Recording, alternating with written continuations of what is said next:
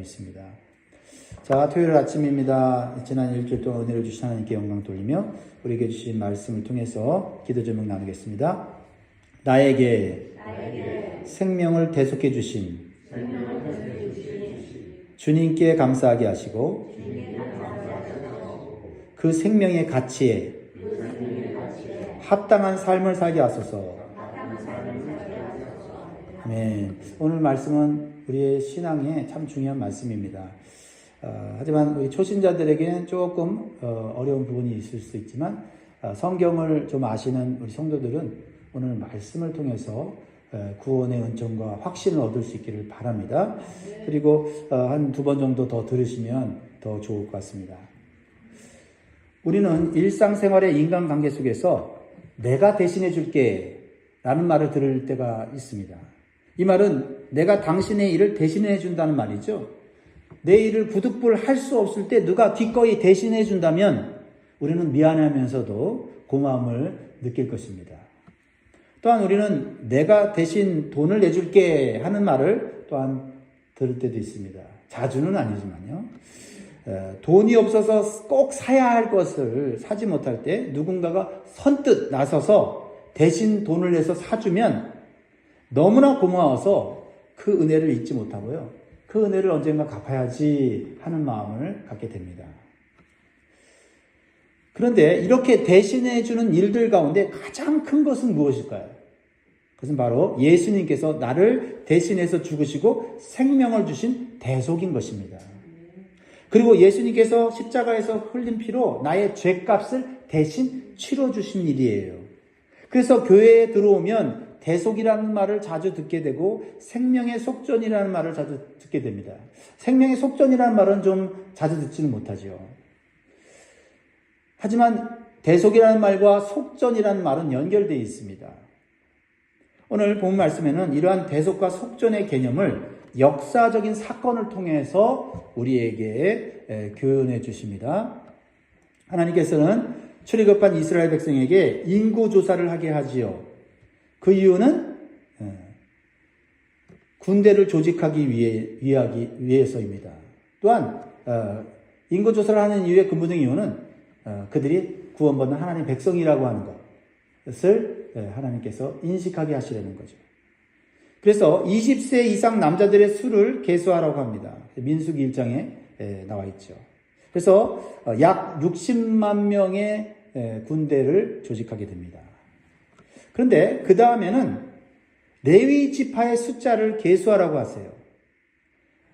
어떻게 계수하라고 기준을 주십니까? 1개월 된 아이들부터 계수하여서 22,000명의 레위인들을 계수합니다.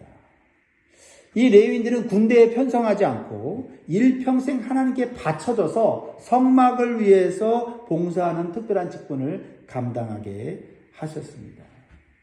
이 레위인들 안에는 아론과 같은 제사장도 포함되어 있습니다. 이것은 오늘날 구원받아서 주님의 몸된 교회를 섬기는 직분자들과 성도들의 모습을 말하고 있는 것이기도 합니다. 그런데 하나님께서 오늘 본문에서는 좀 이상한 명령을 내리십니다. 그것은 레위 지파를 제외한 이스라엘 백성 중에서도 1개월 이상 된 남자를 계수하라고 명령하세요. 군대를 조직하기 위해 20세 이상 된 남자를 계수하라고 한 것은 우리가 앞에서 보았는데 또 이스라엘 백성 중에서 1개월 된 남자를 또 계수하라고 하십니다. 40절입니다. 여호와께서 또 모세에게 이르시되 이스라엘 자손의 처음 태어난 남자를 1개월 이상으로 다 계수하여 그 명수를 기록하라. 자, 그러면 먼저 레위 지파 중에서 1개월 이상 된 남자를 계수하러 하신 것과 이스라엘 백성 중에서 1개월 이상 된 남자를 계수하는 것과는 어떤 연관성이 있을까요? 군대를 조직하려고 하는 건 아니겠죠. 여기서 대속의 개념이 나오는 거예요. 대속의 개념이. 41절 보세요. 나는 여호와라. 이스라엘 자손 중 모든 처음 태어난 자 대신에 레위인을 내게 돌리고 또 이스라엘 자손의 가축 중 모든 처음 태어난 것 대신에 레위인의 가축을 내게 돌리라. 대신하라는 이 말이 계속 반복되고 있죠. 이것은 무엇을 의미합니까? 이스라엘의 장자 대신에 레위인이 생명을 다해서 하나님을 섬기는 대속을 하라는 의미를 갖고 있다는 겁니다. 그러니까 이스라엘 장자 대신에 레위인이 하나님께 바쳐진다라는 것입니다. 자, 이스라엘 장자들은요, 원래 하나님의 소유예요. 어떻게 하나님의 소유로 인정되었습니까? 이것은 출애굽의 역사를 우리가 좀 기억해야 돼요. 이스라엘 백성들이 애굽 왕 바로의 노예로 있을 때에 애굽 왕에게 속해 있는 자들이었어요. 그러나 하나님께서 10가지 재앙을 통해서 바로의 손에서 구원해내고 해방시켜 주셨습니다. 그러니까 이스라엘 백성 전체는 하나님의 소유가 됐다라는 거죠. 근데 특별히 10번째 재앙이 나오는데 10번째 재앙은 뭡니까? 죽음의 사자가 애굽의 장자와 가축의 첫 새끼를 죽이는 재앙이었죠. 바로가 강박하여 계속 이스라엘 백성들을 안 놔주니까 하나님께서 10번째 재앙을 통해서 애굽의 장자 또는 가축의 첫 새끼를 죽이겠다고 말씀하셨어요. 그러나 끝까지 바로 왕은 하나님의 요구를 받아들이지 않고 거부했죠. 그래서 그들은 하나님의 징계를 받아 애굽의 장자와 가축의 첫 새끼가 다 죽고 말았습니다. 그런데 그때 이스라엘의 장자와 가축의 첫 새끼는 죽이지 않으셨어요. 왜냐하면 어린 양의 피를 대신 흘리게 하셔서 대속하신 거예요. 이것이 놀라운 하나님의 은혜인 것이죠. 그래서 이스라엘 장자와 가축의 첫 새끼는 하나님의 것이 된 거예요. 하나님의 소유가 되었으니 그들의 일평생을 하나님께 드리는 것이 마땅하고 당연하지 않습니까? 그런데 출애굽한 이후에 하나님께서는 이스라엘 장자에게 또 은혜를 베풀어 주세요.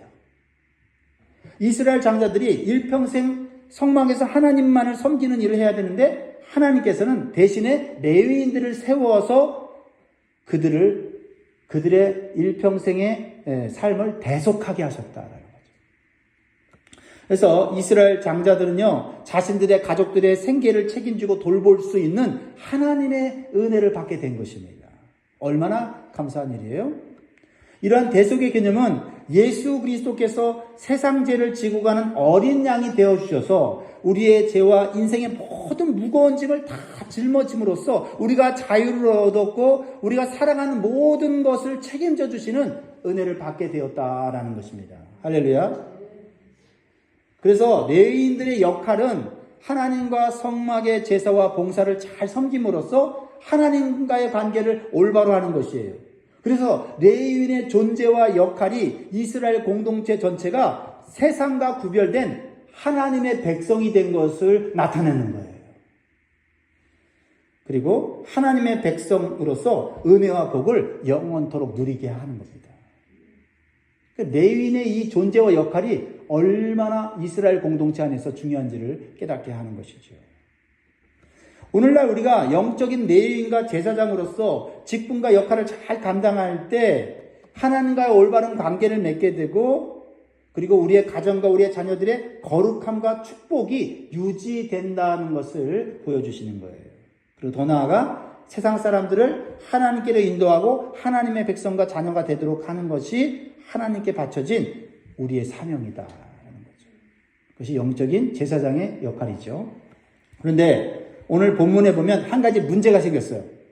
무엇입니까? 이스라엘 장자 한 명에 레위인 한 명이 1대1로 대속을 하였는데 이스라엘 장자가 남아요. 장자가 남으니 대속할 레위인이 없어요. 문제가 생겼죠. 자, 42절, 43절입니다. 모세가 여호와께서 자기에게 명령하신 대로 이스라엘 자손 중 모든 처음 태어난 자를 계수하니 1개월 이상으로 계수된 처음 태어난 남자의 총계는 22,273명이었더라. 자, 그러면 대속할 레위인의 숫자는 얼마예요? 앞에 나오죠? 22,000명이에요. 그런데 이스라엘 장자로 계수된 사람의 숫자는 22,273명이에요. 그러니까 몇 명이 더 남아요? 273명이 남아요. 대속할 레위인이 없다 이 말이에요.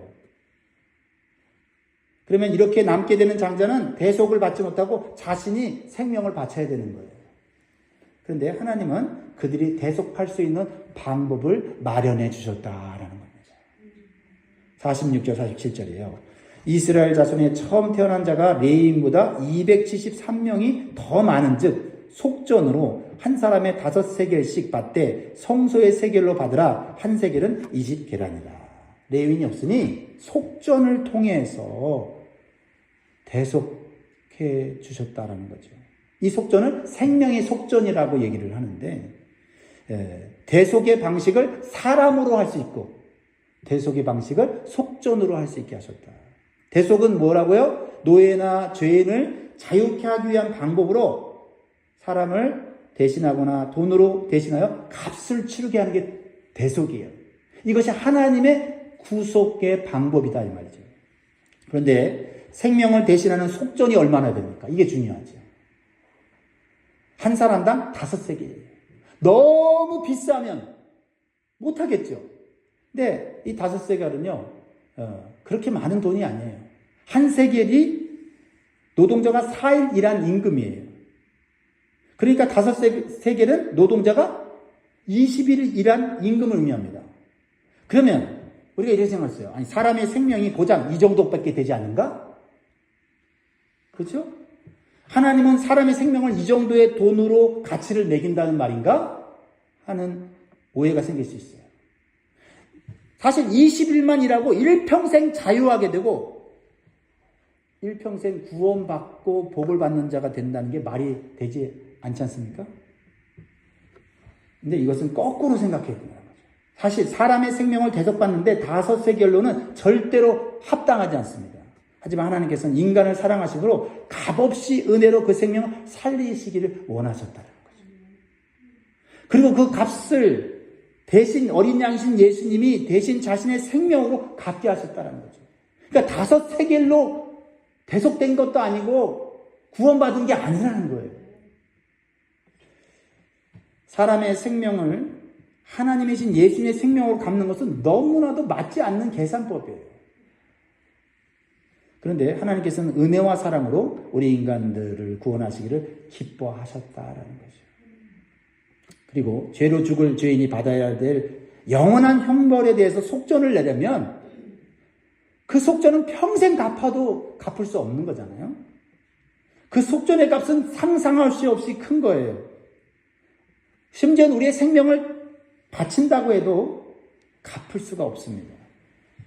그래서 이스라엘 장자가 생명의 속전으로 낸 5세겔은 오히려 우리의 노력과 헌신으로는 구원받을 수 없다는 것을 보여주는 거예요. 하나님께서는 예수 그리스도의 대속의 희생을 통해서 우리를 하나님의 소유로 만드셔서 자녀의 축복을 주시려고 하셨다고 하는 하나님의 놀라운 사랑이라고밖에 고백할 수 없다는 거죠. 믿으십니까? 그래서 구원받은 우리는 가치가 없는 존재가 아니라 5세겔밖에 안 되는 가치가 없는 존재가 아니라 오히려 우리의 인생의 가치는 엄청나기 때문에 우리는 우리의 인생을 무가치하게 살아서는 안 된다라는 거죠. 그러므로 앞으로 우리는 주님의 몸된 교회를 아낌없이 섬기고 하나님의 은혜에 보답하는 값진 인생을 살아야 되는 이유가 여기에 있는 거죠. 그래서 구원받은 게 그냥 내가 입술로 고백했다고 해서 받은 구원이 아니라 내가 갚을 수 없는 속전을, 생명의 속전을 하나님의 아들이신 예수님이 대신 피 흘려 갚아주셨기 때문이다라는 것이죠. 내가 한 것은 아무것도 아닌 거죠. 우리는 기억해야 됩니다. 하나님은 구원받은 한 사람 한 사람을 소중히 여기시고 철저하게 돌보신다는 것을 우리는 알아야 돼요. 하나님께서 레위인으로 대속하지 못한 230명의 이스라엘 장자들을 철저하게 계산하고 대속하는 그런 결산을 보여주고 계세요. 전 여기서 더 큰 은혜를 받더라고요. 49절 50절 보세요. 모세가 레위인으로 대속한 이외의 사람에게서 속전을 받았으니 곧 이스라엘 자손의 처음 태어난 자에게서 받은 돈이 성소의 세겔로 1365세겔이라. 하나님 계산 정확한 분이에요. 일전도 하나님은 놓치지 않아요. 깜빡하지 않으세요. 무엇을 의미합니까? 하나님은 한 사람도 대충 넘어가거나 빠뜨리거나 하지 않고 270명 한 사람을 속전을 받아서 그들을 구원하셨고 구속하셨다는 거죠. 그래서 그 결선이 1365세기였다는 겁니다. 만약 하나님께서 주권자이시니까 사람을 구원하실 때 기분을 따라 하시거나, 아예 기분 좋다, 내가 오늘로 구원할게, 또는 아무런 법적인 근거가 없이 내가 하나님인데 하고 그냥 그때그때 구원을 했다고 한다면 우리의 구원이 어떻게 되겠습니까? 이것은 매우 중요한 사실이에요. 우리의 구원이 하나님의 기분을 따라서 아니면 과일을 살 때 덤으로 대충 받은 것이라면 우리의 구원의 기초는 흔들릴 수밖에 없어요. 특별히 고난받고 질병과 여러 가지 심각한 상황 속에 들어갔을 때 내가 구원받은 거 맞는가? 구원의 근거가 없는 거예요. 어떤 사람은 확실히 구원받았고 어떤 사람들은 대충 구원받았다면 불안해서 어떻게 이 험한 세상을 살아갈 수가 있겠습니까? 아닙니다. 하나님은 덤으로 그냥 270명은 그냥 구원해 줄게. 레위인으로 대속할 사람이 없으니 그냥 구원해 줄게. 그러면 할렐루야 좋다고 하겠습니까? 좋은 것 같은데 그렇지 않다라는 거죠. 확실하게 나를 대속해 줄 대상이 없는데 내 구원이 어떻게 확정이 되겠냐는 거예요. 법적인 근거 없잖아요. 하나님은 철저하게 한 사람 한 사람, 이름도 없는 사람, 대단하지 않은 사람들까지도 대속의 원리와 속전의 원리로서 정확하게 구별하여 구원해 주셨다는 거죠. 그러므로 우리가 받은 구원은 결코 취소되거나 없어지는 것이 아니에요. 우리의 행위나 노력이 우리의 구원을 보증하는 것이 아니라 예수님의 십자가의 보혈의 피가 우리의 구원을 보증하는 거예요. 그것은 하나님께서 우리에게 주신 대속의 방법이고 하나님이 직접 목격하신 거잖아요. 히브리서 9장 14절에 하물며 영원하신 성령으로 말미암아 흠없는 자기를 하나님께 드린 그리스도의 피가 어찌 너희 양심을 죽은 행실에서 깨끗하게 하고 살아계신 하나님을 섬기게 하지 못하겠느냐. 그리스도의 피로 대속받은 것을 우리가 확신한다면 우리의 구원은 확신합니다. 하나님의 소유가 된 거고 하나님 끝까지 책임져 주십니다. 그러므로 사랑하는 성도 여러분, 우리는 날마다 우리를 구원하시기 위해서 대속하신 예수님과 십자가의 보혈을 감사하면서 기쁨과 소망 가운데 살아야 될 줄 믿습니다.